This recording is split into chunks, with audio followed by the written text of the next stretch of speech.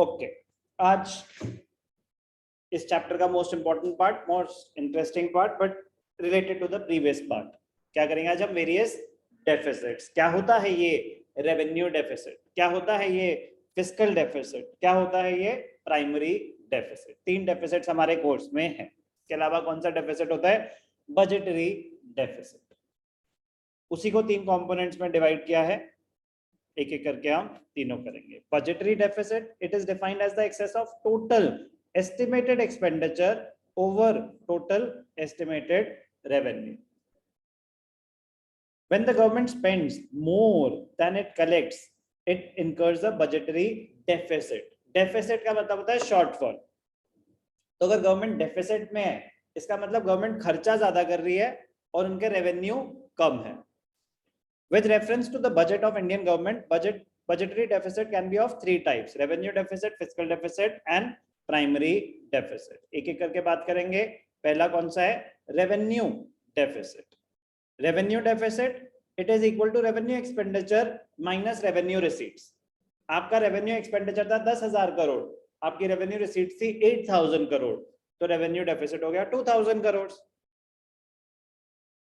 This is revenue deficit. But the point is, आपके सामने बहुत सारे आइटम्स होंगे, आपको आइडेंटिफाई करना आना चाहिए कि इसमें से रेवेन्यू एक्सपेंडिचर कौन सा है और इसमें से रेवेन्यू रिसीट्स कौन सी हैं। तब आप कैलकुलेट कर पाएंगे रेवेन्यू डेफिसिट। रेवेन्यू डेफिसिट का फॉर्मूला तो बहुत ही सिंपल है। Revenue deficit, revenue expenditure minus revenue receipts.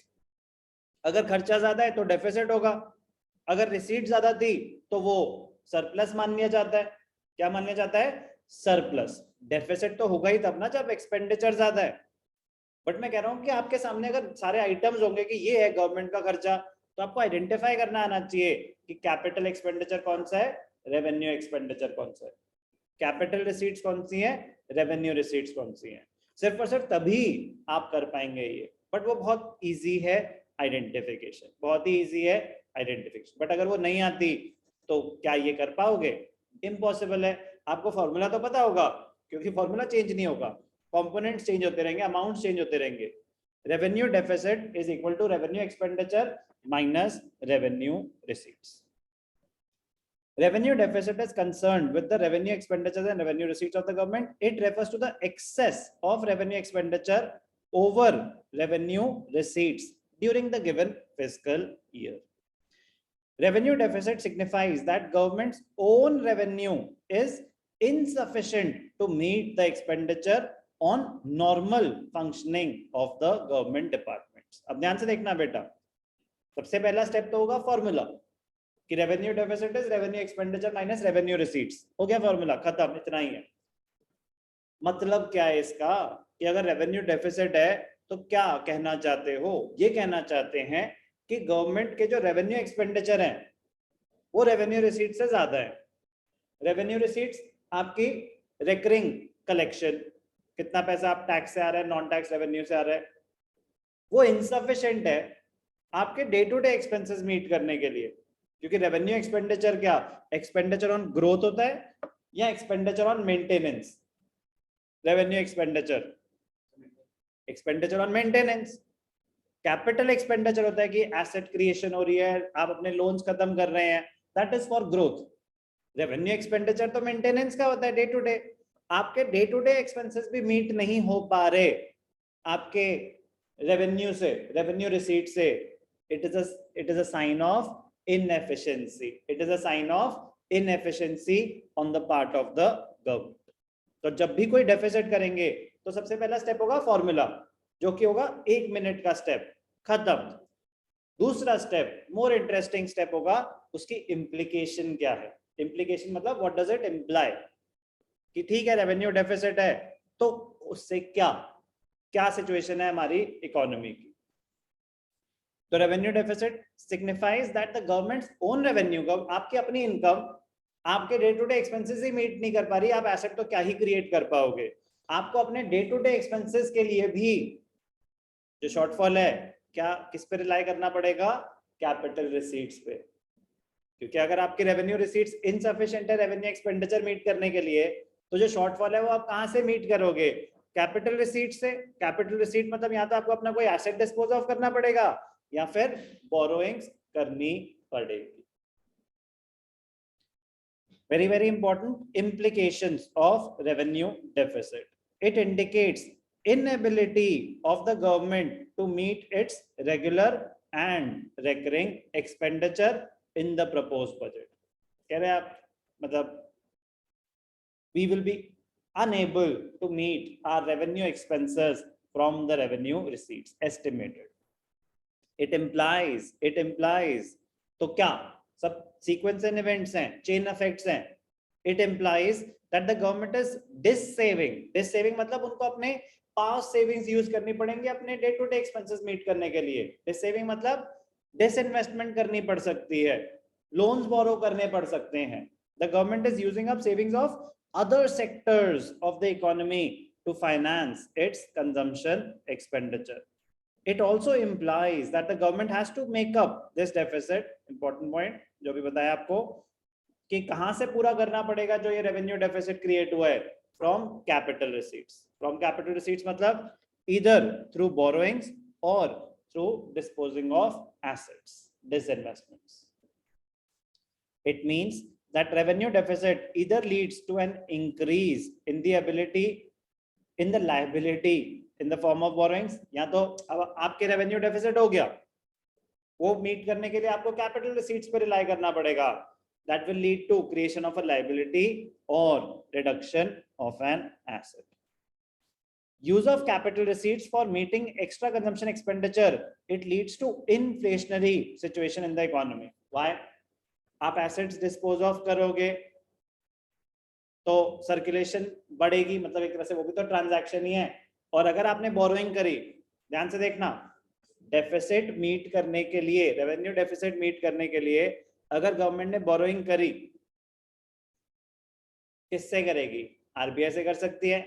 Government से जब गवर्नमेंट आरबीआई से बोरोइंग करती है, that is called deficit financing. That is called deficit financing. It leads to printing of new currency notes. It leads to printing of new currency notes. नए note छपेंगे, money in circulation बढ़ेगी. Money in circulation बढ़ेगी तो money in circulation बढ़ेगी तो लोगों की demand, पैसा बढ़ गया ना तो डिमांड बढ़ेगी, इन्फ्लेशन होगी. Production of goods and services थोड़ी ना चेंज हुई है, पैसा बढ़ गया इकोनॉमी में. तो ये जो अभी जितनी भी इन्फ्लेशन हो रही है ना वर्ल्ड ओवर, वो इसी वजह से हो रही है. बहुत नोट छपे हैं कोविड के टाइम, डेफिसिट्स हुए थे ना. यूएस में पिछले 2 साल में जितने नोट छपे हैं उतने ही आज तक छपे थे उनकी पूरी हिस्ट्री में. समझ लो कितनी बड़ी बात है कि पिछले 2 साल में जितने नोट छपे हैं ना उतने ही जब से यूएस एग्जिस्टेंस में है टोटल उतने छपे थे. तो कितना पंपिंग ऑफ करेंसी नोट्स हुआ है, तभी तो फिर रिकॉर्ड तोड़ रहा है ना इन्फ्लेशन. तो printing of new currency, it leads to increase in the supply of money in the economy, it leads to inflation. Higher borrowings increase the future burden in terms of loan amount and interest payment, and increase in such interest burden will lead to increase in revenue expenditure in future. आप जितने ज्यादा loans बोरो करेंगे, आपकी interest burden उतना ज्यादा बढ़ेगा, आगे जाके खर्चा और बढ़ता जाएगा. और ये नॉन प्रोडक्टिव एक्सपेंडिचर है, क्योंकि कोई नया तो आप सामान खरीद ही नहीं रहे हो, पुराने जो लोन्स है उन्हीं पे इंटरेस्ट पेमेंट्स हो रही है. A high revenue deficit gives a warning signal to the government to either curtail its expenditure or increase its revenue. Is revenue deficit good for an economy?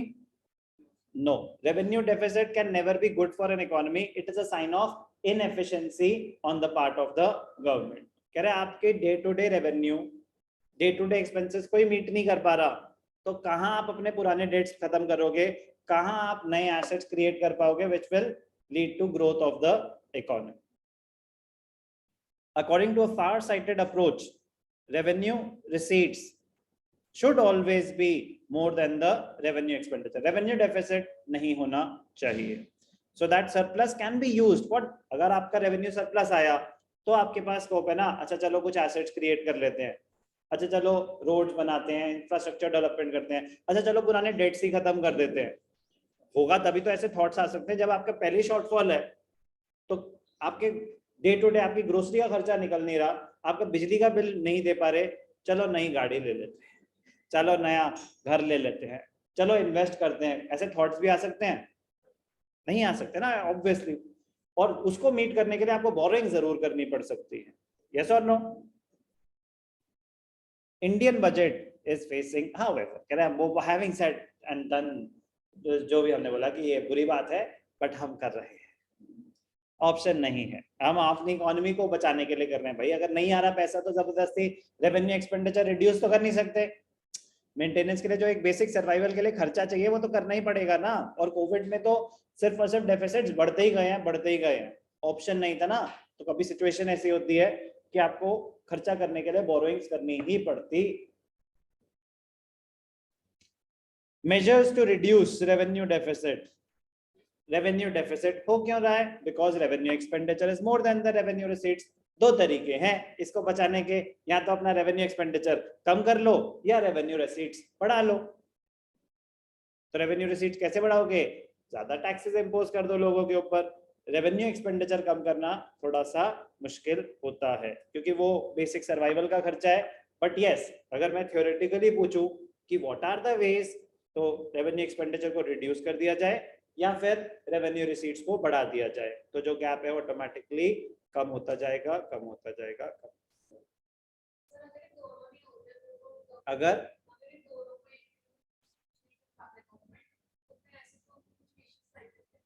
Vicious circle या debt trap, वो एक अलग situation होती है कि you end up borrowing more money to repay interest of the previous debts. To repay previous debts भी नहीं, आप पुराने डेट्स का इंटरेस्ट भी नहीं पे कर पा रहे, उसको पे करने के लिए भी आपको और बोरोइंग करनी पड़ रही है, तो मतलब आप डेट ट्रैप में फंस चुके हो। वो एक अलग चीज है, वो एक अलग चीज है। आप ये कह रहे हो कि अगर हम दोनों ही रिड्यूस ना कर पाए तो आप रेवेन्यू डेफिसिट को रिड्यूस नहीं कर पाओगे, नहीं हो पाएगी। क्या होगा ना कि लोन बोरो करके होगी डेवलपमेंट भी। फिर जहां मैं इसको, मेरी रेवेन्यू डेफिसिट था 2000 करोड़, मैंने बोरो कर लिया 10,000 करोड़, तो ये 2000 तो मीट हो गए। बाकी मैं एसेट क्रिएशन पे खर्च करूंगा, डेवलपमेंट पे खर्च करूंगा, उससे ग्रोथ होगी, रेवेन्यू जनरेट होगा। अगर मेरे पास ऐसा स्कोप है तो वो जो रेवेन्यू जनरेट होगा उससे मैं पुराने डेट्स भी पे कर दूंगा, और ये भी तो वो प्लानिंग होती है ना, इकोनॉमिक प्लानिंग का पार्ट होता है। बट रेवेन्यू डेफिसिट का meaning and implications clear?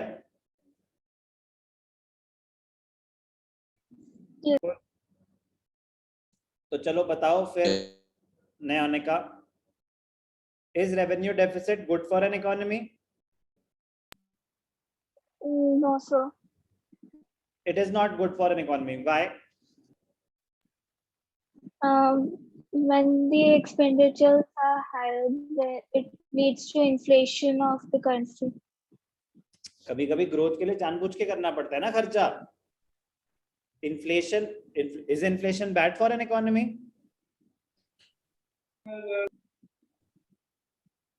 Is inflation bad for an economy? No. Yes, sir. No, not at all. Inflation is never bad for an economy. Inflation beyond 5% is bad for an economy. Inflation beyond a certain level is bad for an economy. Inflation is a growth signal. Inflation मतलब demand is more than supply. Inflation का मतलब होता है demand is more than supply. Shortage है तभी तो prices बढ़ेंगे। तो शॉर्टेज है तो प्रोड्यूसर्स के पास मोटिवेशन होगी ना बनाने की। शॉर्टेज होगी तभी तो एज अ प्रोड्यूसर आपका मन करेगा चल यार ये अच्छा है, इस प्रोडक्ट की डिमांड ज्यादा है। क्यों आते जा रहे हैं बाहर के सारे लोग इंडिया में इन्वेस्ट करने के लिए? क्योंकि हमारी इंक्रीजिंग डिमांड है। कह रहा बनाओ अब सामान, यहाँ पे कंज्यूम हो जाएगा। बहुत बहुत बहुत हाई डिमांड है यहाँ पे, एग्रीगेट डिमांड। तो inflation is good for an economy. Inflation beyond a certain level, uncontrollable inflation is not good for an economy. Inflation तो एक ग्रोथ सिग्नल होता है। तो जानबूझ के गवर्नमेंट डेफिसिट्स में, कंट्रोल्ड डेफिसिट्स में जाती हैं कि ग्रोथ हो, to attract foreign investment, and GDP grow हो रहा है, सब कुछ, सबका भला है उसमें, सबका बेनिफिट है। या सबकी सैलरी इंक्रीमेंट होती है, ठीक है ना, सबके सैलरी इंक्रीमेंट होते हैं, तो वो तो उसको मीट करने के लिए होता है ना, इन्फ्लेशन के लिए, तो वो एक अच्छी बात है, ग्रोथ सिग्नल होता है। रिसेशन में कौन से सैलरी इंक्रीमेंट होते हैं? कभी सुना है डिफ्लेशन हो रही है, रिसेशन हो रही है और सैलरी इंक्रीमेंट हो रहे हो? नो। तो recession is not good for an economy, inflation is good for an economy up to an extent, up to an extent. तो एक डिसेंट फिगर 5% का माना जाता है, 5% तक एक अच्छी बात है, ग्रो कर रही है इकोनॉमी। उसके आगे